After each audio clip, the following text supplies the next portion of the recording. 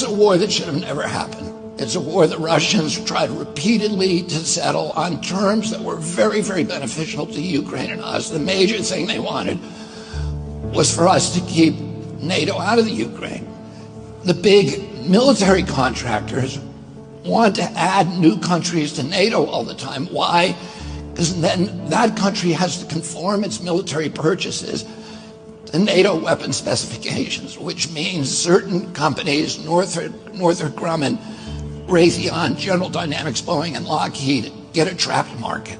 In March of 2022, we committed $113 billion. Just to give you an example, we could have built a home for almost every homeless person in this country. We then committed another $24 billion since then, 2 months ago, and now President Biden is asking for another $60 billion. But the big, big expenses are going to come after the war, when we have to rebuild all the things that we destroyed. Mitch McConnell was asked, can we really afford to spend $113 billion to Ukraine? He said, don't worry. It's not really going to Ukraine. It's going to American defense manufacturers. So he just admitted it's a money laundering scheme. And who do you think owns every one of those companies? BlackRock. So Tim Scott, during the Republican debate, said, don't worry, it's not a gift to Ukraine, it's a loan. So raise your hand if you think that that loan's ever getting paid back.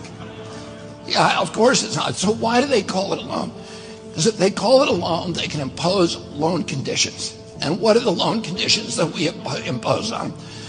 Number one, an extreme austerity program, so that if you're poor in Ukraine, you're going to be poor forever.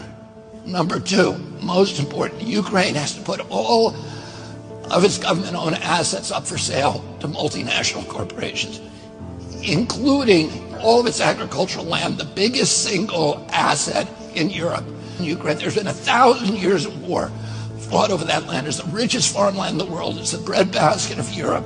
500,000 kids almost, Ukrainian kids, have died to keep that land as part of Ukraine. They almost certainly didn't know about this loan condition.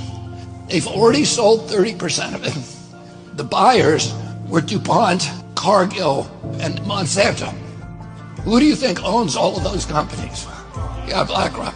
And then in December, President Biden gave out the contract to rebuild Ukraine. And who do you think got that contract? BlackRock. So they're doing this right in front of us.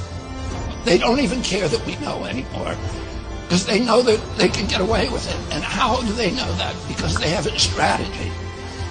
And that strategy is an old strategy, which is they keep us at war with each other. They keep us hating on each other. They keep the Republicans and Democrats fighting each other, and black against white, and all these divisions that they sow.